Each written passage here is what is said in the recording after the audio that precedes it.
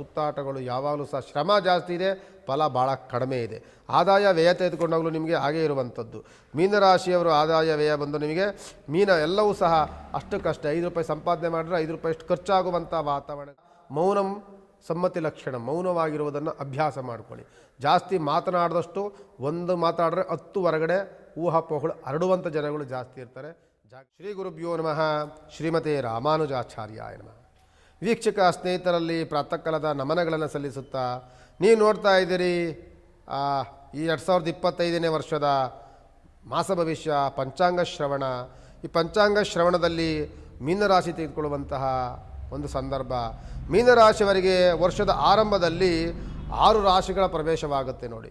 6 ರಾಶಿಗಳ ಪ್ರವೇಶ ಒಂದು ಈ ರೀತಿಯಾದಂಥ ಯೋಗ ನಿಮಗೆ ಸುಮಾರು 12-15 ವರ್ಷಗಳೇನೋ ಒಂದ್ಸಲಿ ಬರುವಂಥದ್ದು. ಏನು ಅಂತಂದರೆ ರವಿ, ಬುಧ, ಶುಕ್ರ, ಶನಿ, ರಾಹು, ಚಂದ್ರ ಎಲ್ಲ ಗ್ರಹಗತಿ ಒಂದೇ ಸ್ಥಾನದಲ್ಲಿ ಸೇರಿಕೊಳ್ತಾರೆ. ನಂತರದಲ್ಲಿ ರವಿ ಬದಲಾವಣೆ ಆಗ್ತಾನೆ. ರವಿ ಬದಲಾವಣೆ ಆದ ನಂತರದಲ್ಲಿ ನಿಮಗೆ ಒಂದು ರೀತಿಯಾದಂತಹ ಬದಲಾವಣೆಗಳಾಗುತ್ತೆ. ಎಲ್ಲ ರಾಶಿಗಳು ಬರೋದ್ರಿಂದ ಕಷ್ಟವೂ ಇದೆ, ಸುಖವೂ ಇದೆ, ವ್ಯವಹಾರದಲ್ಲಿ ಅನುಕೂಲಕರವೂ ಆಗಿದೆ. ಏಪ್ರಿಲ್ ತಿಂಗಳಲ್ಲಾಗುವಂಥ ಅನುಕೂಲ ನಿಮಗೆ ಮತ್ತೆ ನಿಮ್ಮ ಜೀವನದಲ್ಲಿ ಯಾವಾಗಲೂ ಸಿಗೋದೇ ಇಲ್ಲ. ಏಪ್ರಿಲ್ ತಿಂಗಳಲ್ಲಿ ನಿಮಗೆ ಹಣಕಾಸಿನ ಅನುಕೂಲ ಚೆನ್ನಾಗಾಗುತ್ತೆ. ತಂದೆಯಿಂದ ಪಿತ್ರಾರ್ಜ ಸೊತ್ತುಗಳು ಸಿಗುವಂತಹ ವಾತಾವರಣ, ತಂದೆಯಿಂದ ಉಡುಗೊರೆ ಸಿಗುವಂತಹ ವಾತಾವರಣ, ಬುಧ ಅಧಿಪತಿ ಇರೋದ್ರಿಂದ ಹೊಸ ಪ್ರಾಜೆಕ್ಟ್ಗಳು ಸಿಗುವಂತಹ ವಾತಾವರಣ, ಭೂಮಿ ಖರೀದಿ ಮಾಡುವಂತಹ ಯೋಗ, ಇದೆಲ್ಲವೂ ಸಿಗುತ್ತೆ. ಕೇವಲ ಒಂದೇ ತಿಂಗಳಿಷ್ಟು ಇರುತ್ತೆ. 1 ತಿಂಗಳು ಕಳೆದ ಮೇಲೆ ನಿಮಗೆ ಜನ್ಮದಲ್ಲಿ ಬಂದು ಶನಿ ಕುಂತಿರ್ತಾರಲ್ಲ, ಆ ಶನಿಯ 7.5 ಶನಿಯ ಕಾಟ ಆರಂಭವಾಗುತ್ತೆ. 7.5 ಶನಿಯ ಆರಂಭದಿಂದ ಒಂದೊಂದು ಗ್ರಹಗಳು ಮಾರಕವಾಗ್ತಾ ಬರ್ತಿರ್ತವೆ. ಆ ಮಾರಕವಾದಂತಹ ಗ್ರಹಗಳಿಂದ ಕೂಡುವಂಥದ್ದು ಅತಿಯಾದಂಥ ಅಲೆದಾಟ, ಅತಿಯಾದಂಥ ಸುತ್ತಾಟ, ವ್ಯವಹಾರದಲ್ಲಿ ನಷ್ಟ, ಸಮಸ್ಯೆ, ಶತ್ರುಬಾಧೆಗಳು, ವ್ಯವಹಾರದಲ್ಲಿ ಪ್ರಗತಿ ಇಲ್ಲದೆ ಇರುವಂಥದ್ದು, ಅತಿಯಾದಂಥ ದುಂದು ವೆಚ್ಚಗಳು ಜಾಸ್ತಿ ಆಗುವಂಥದ್ದು. ನಾವು ಮುಂದೆ ಮಾತಾಡೋದಿಲ್ಲ, ಹಿಂದೆ ಮಾತನಾಡುವಂಥವರು ಜಾಸ್ತಿ, ಹಿತಶತ್ರುಗಳು ಜಾಸ್ತಿ, ಹಿತಶತ್ರುಗಳು ಜಾಸ್ತಿ ಆಗ್ತಾರೆ. ಕೆಲಸ ಮಾಡುವಂಥ ಜಾಗದಲ್ಲಿ ಮೇಲಧಿಕಾರಿಗಳಿಂದ ಕಿರಿಕಿರಿ ಸೃಷ್ಟಿಯಾಗುತ್ತೆ. ಬಡ್ತಿ ಸಿಗುವಂಥದ್ದು ನಿಂತೋಗುವಂತಹ ವಾತಾವರಣಗಳು ಬಂದ್ಬಿಡುತ್ತೆ. ಇದೆಲ್ಲವೂ ಸಹ ಜಾಸ್ತಿ ಇರುತ್ತೆ. ಮೀನರಾಶಿಯವರಿಗೆ ಜನ್ಮದಲ್ಲಿ ಶನಿ ಬರ್ತಾರೆ, ಅದರಿಂದ ಸ್ವಲ್ಪ ತೊಂದರೆಗಳಾಗುತ್ತೆ. ಜೊತೆಯಲ್ಲಿ ತುಂಬ ಮಾರಕನಾದಂತಹ ರಾಹುಗ್ರಹ ಬದಲಾವಣೆ ಆಗಿರ್ತಾನೆ, ಅದೇ ನಿಮಗೆ ಬೆನಿಫಿಟ್ಟು. ಮಾರಕನಾದಂತಹ ಶತ್ರು ಯಾರು ಅಂತ ಅಂದರೆ ನಿಮಗೆ ಸ್ನೇಹಿತನೇ ಶತ್ರುವಾಗಿರ್ತಾರೆ. ಹಿತಶತ್ರುಗಳ ಕಾಟ ಇತ್ತಲ್ಲ, ಅದರಿಂದ ಬಿಡುಗಡೆ ಆಗ್ತೀರಿ.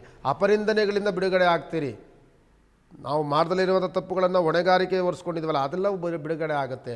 ಆದರೆ ಅತಿಯಾದಂಥ ಅಲೆದಾಟಗಳು, ಸುತ್ತಾಟ, ಕೋಪದ ವಾತಾವರಣ ಜಾಸ್ತಿ ಆಗಿಬಿಡುತ್ತೆ ಈ ವರ್ಷ.